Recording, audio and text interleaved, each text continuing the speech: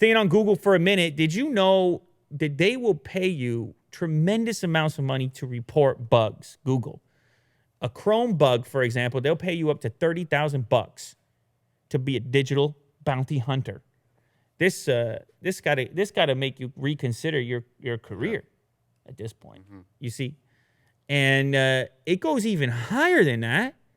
If you can find a bug in Chrome OS, the standing reward, $150,000. Will, what are we doing here?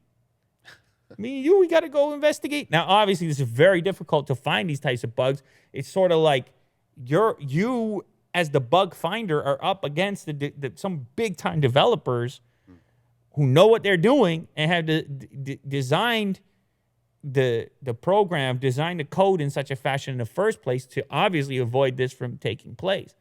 So it's big money on the line, but it's also a much bigger task than it sounds. And, another thing, I was reading this article, and I was like, okay, yeah, that's a lot of money. That's really interesting. But then I got to a point in the article where they said, hey, there's big money in these vulnerabilities, not just from the creator, not just from Google, but from the flip side. You see that, Will? So people that want to exploit. The bad guys. Yeah.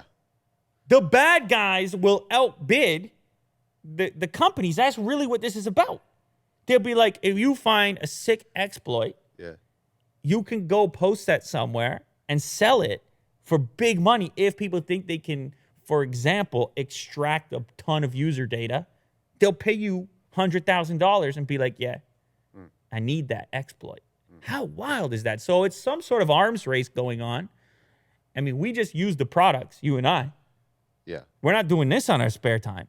Yeah. We just use the products, but it's amazing to imagine this type of warfare going on behind the scenes. Code bug hunting, big game hunting in the code bug scenario. You see that? Yeah. The rates will probably go up. It's a bidding war. Yeah.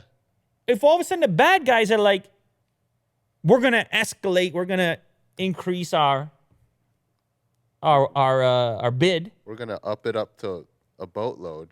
And then Chrome, Google's like, we're going to up it up to like 2 boatloads. That's the thing. I feel like now we're in the conspiracy territory where you go, if you're a good bug hunter, you create the demand, right? You pretend you get these massive offers. It's like these fake auctions on eBay. You intentionally raise the price. You see that? Intentionally raise the price so then Google has to come back with the extra, even though there was no threat to begin with, even though you didn't have the offer to begin with. You see that? We're deeper. We're going layers into the potential bug hunting conspiracy. But anyhow, I don't know. If you know anything about doing this, go for it, man. Go make 30 grand or 150 grand.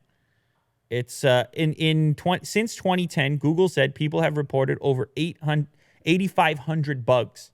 And Google has paid out, listen to this, over $5 million. Now, let me ask you this, Will. Do you feel like those rewards are big enough that somebody could take this on as a full-time job? Could somebody just say to themselves, look, I'm going to find that Chrome bug. I'm going to take a year. I'm going to get that 150 grand. I think hackers would, right? That's a full-time job anyways, to find exploits. It's kind of like some sort of advanced version of online poker.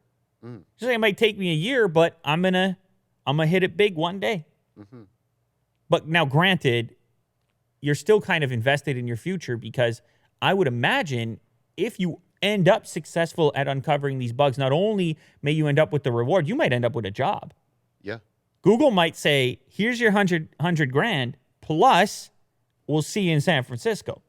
You're coming down.